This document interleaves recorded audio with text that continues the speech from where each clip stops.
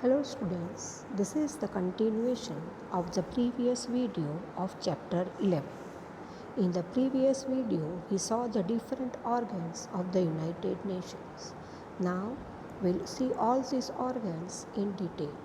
So, open page number 87. First, General Assembly. The General Assembly is the biggest organ of the UN, which can also be called the World Parliament. The representatives of the member nations attend it. Every member nation can send at least 5 representatives, delegates to it. So सबसे बड़ा organ जो है हम उसे world parliament भी कह सकते हैं। यहाँ हम पे सारे मुद्दे डिस्कस होते हैं। जितने भी मेंबर नेशंस से वो अपने देश के रिप्रेजेंटेटिव्स भेज सकते हैं।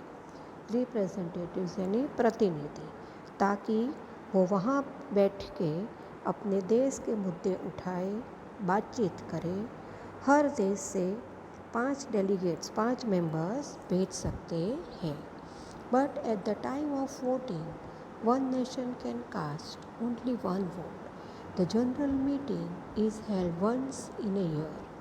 Its members elect the president and the vice president of the meeting every year. Mrs. Vijayalakshmi Pandit was elected as the president of the general meeting in the year 1953-54.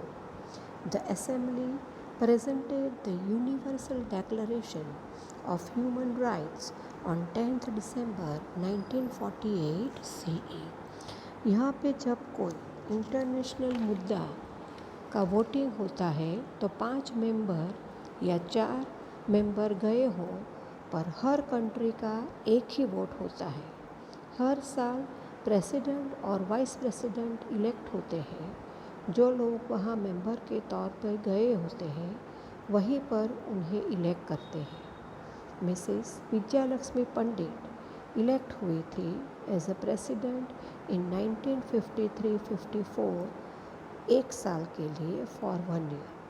Human rights जो थे, मानव अधिकार, human rights जो थे, वो human rights के का day establish हुआ था 10 दिसंबर 1948 CE और उसको यूनिवर्सली डिक्लेयर किया गया था।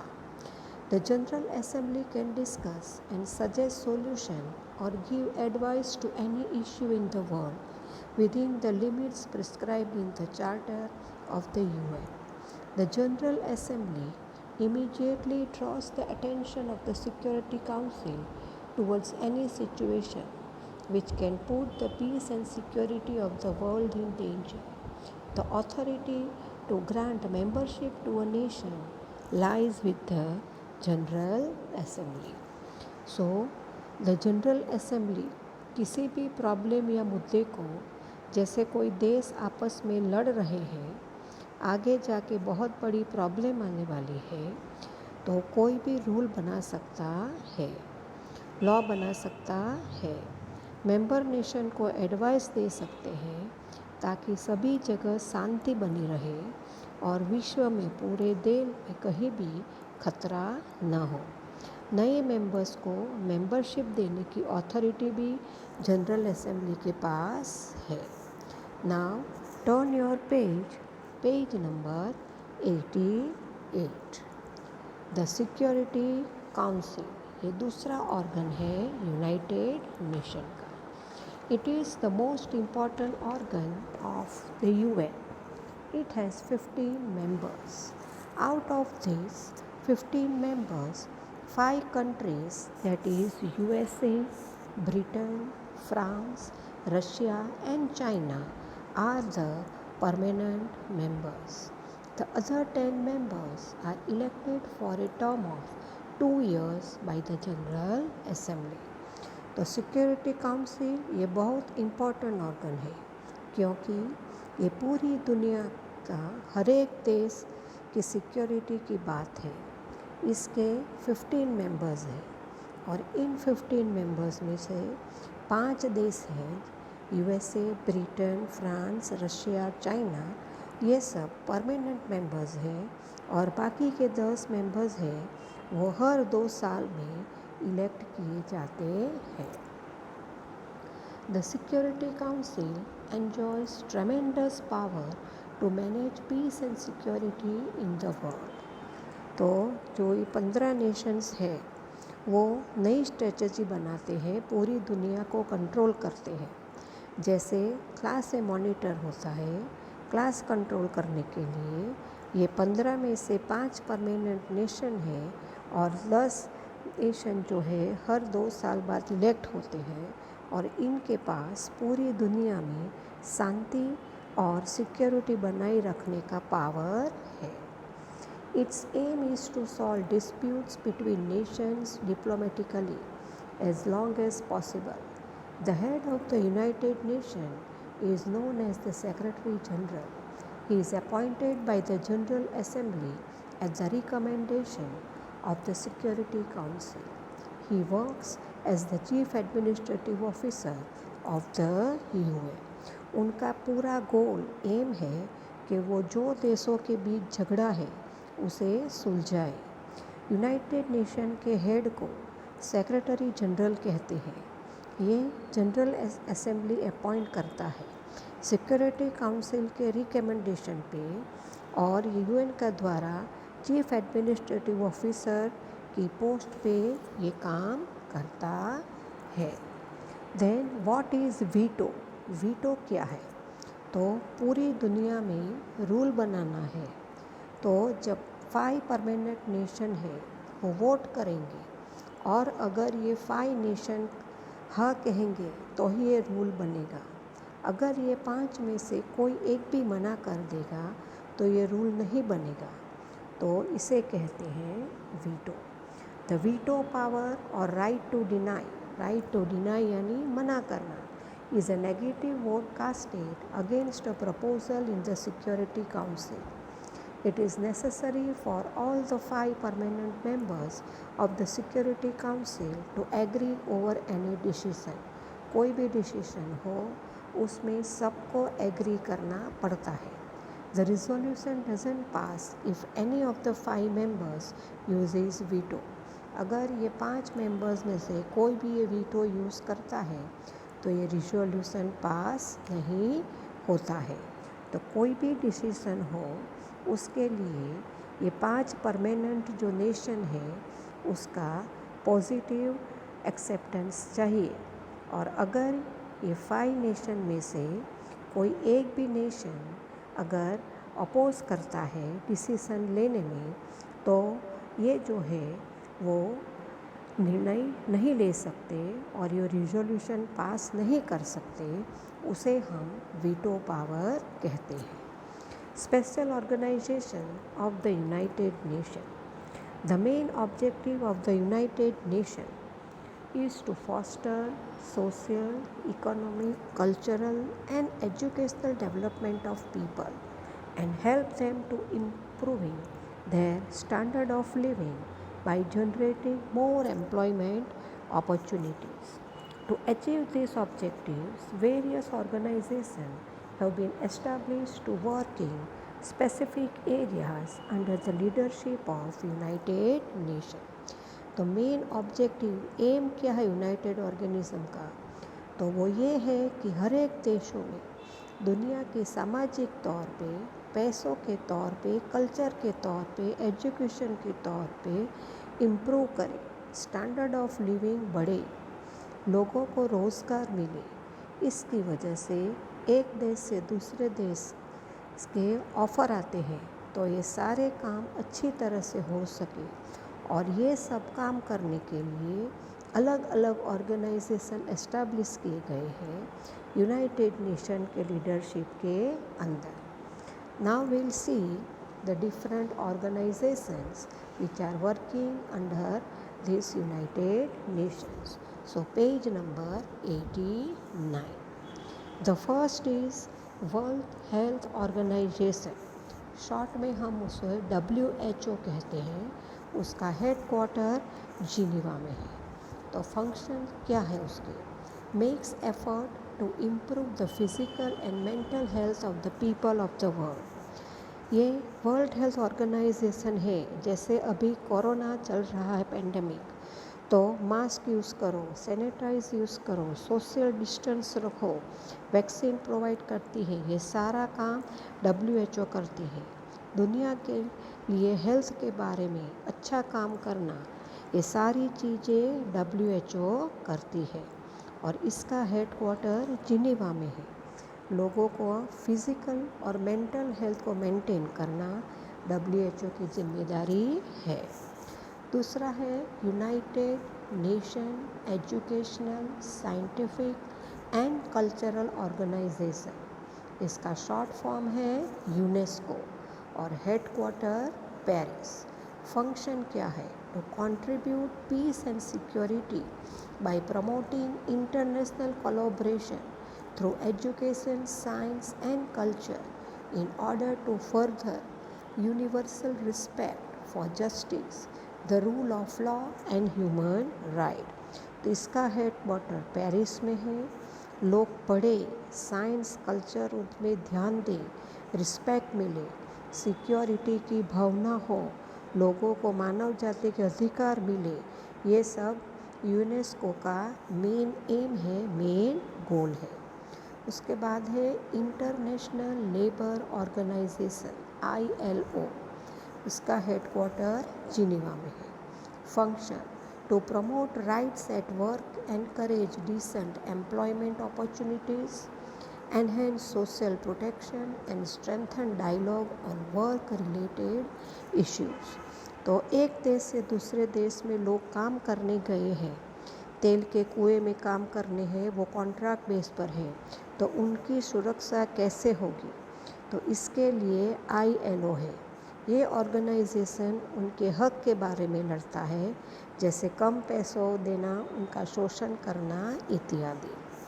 Then United Nation International Children's Emergency Fund, short में उसको बोलते हैं UNICEF. Headquarter Paris.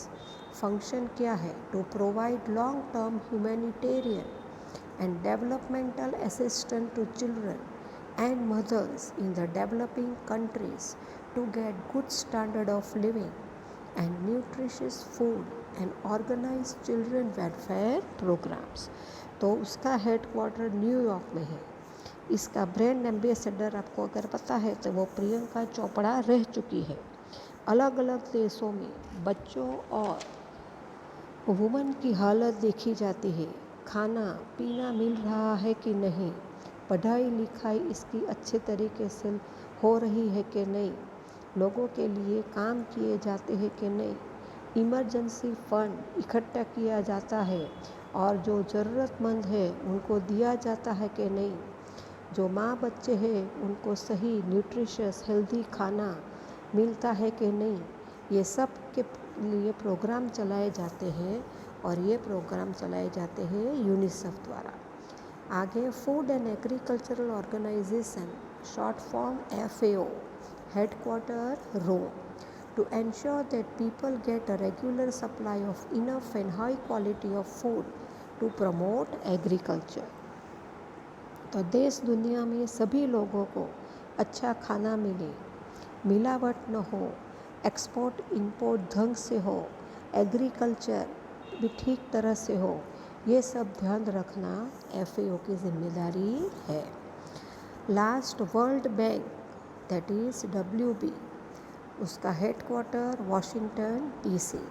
Function to provide low interest loans, interest free credit and grants to developing countries।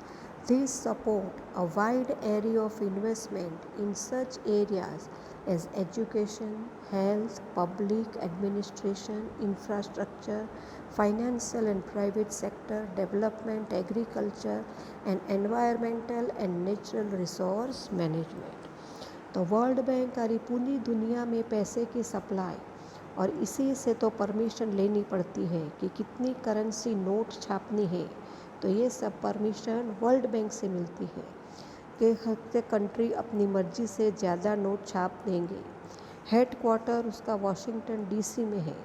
जिस देश के पास पैसे नहीं होते उस देश को लोन पे पैसे दिए जाते हैं डेवलपमेंट करने के लिए। वर्ल्ड बैंक ये सब कैटेगरी में हेल्प करती है, एजुकेशन में, हेल्थ में, पब्लिक इंफ्रास्ट्रक्चर में। ये सारा काम वर्ल्ड बैंक के अंडर में आता है। Now turn your page number 9090.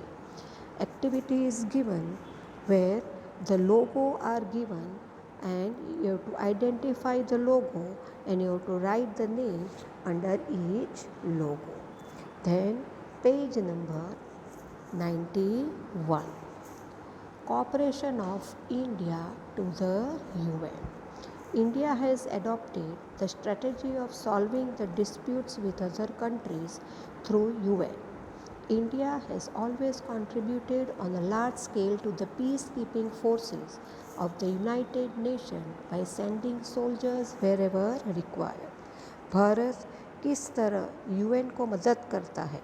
Bharat ने हमेशा हर देश की मदद की है। शांति बनाए रखने के लिए जब भी यूएन को हमारे सोल्जर्स की ज़रूरत पड़ी है तो इंडिया ने सोल्जर्स भेजे हैं। India had sent a team of doctors to treat the wounded soldiers in the Korean War.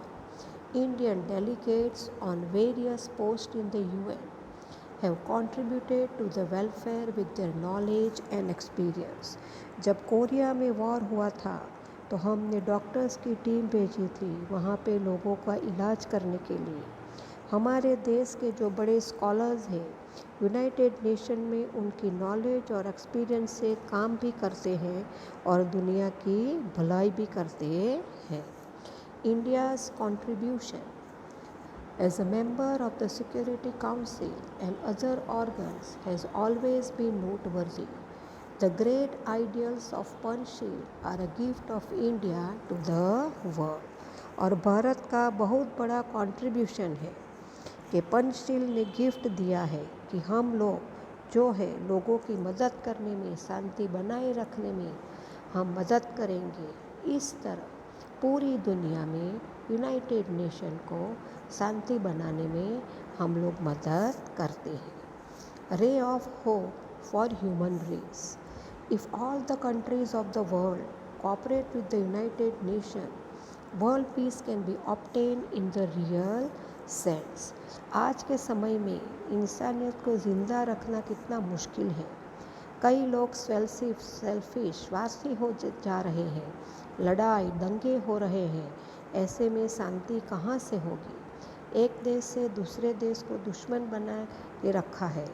Biological weapons जैसे कोरोना वायरस छोड़े जा रहे हैं, तो कैसे हम इंसानियत को जगाए रखें?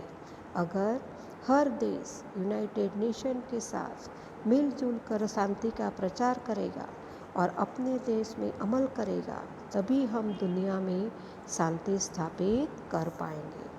For this it is necessary that every country resolves to stop the production of deadly weapons. Crores of rupees can be saved if this race of increasing weapons in the country ends. This money can be used for the welfare of the people. और ये शांति स्थापित करने के लिए हर एक देश को खतरनाक हथियार बनाते हैं उसको बंद करना पड़ेगा। अगर हर देश ये खतरनाक वेपन्स बनाना बंद करे तो करोड़ रुपये बच जाएंगे और वह पैसे से दुनिया की भलाई होगी, दुनिया का प्रोग्रेस होगा, उसके काम में आएंगे। Earth is the only planet for us to live, thus human beings have to aim at achieving world peace and universal brotherhood. पृथ्वी ही बची है जहाँ पर पूरी दुनिया में इंसानियत जिंदा है, हम लोग जी पा रहे हैं। और अगर हम शांति और भाईचारा नहीं अपनाएंगे तो दुनिया में शांति कैसे बनी रहेगी? So students, here we have completed this chapter. For homework, you have to write the answers of this chapter in your workbook.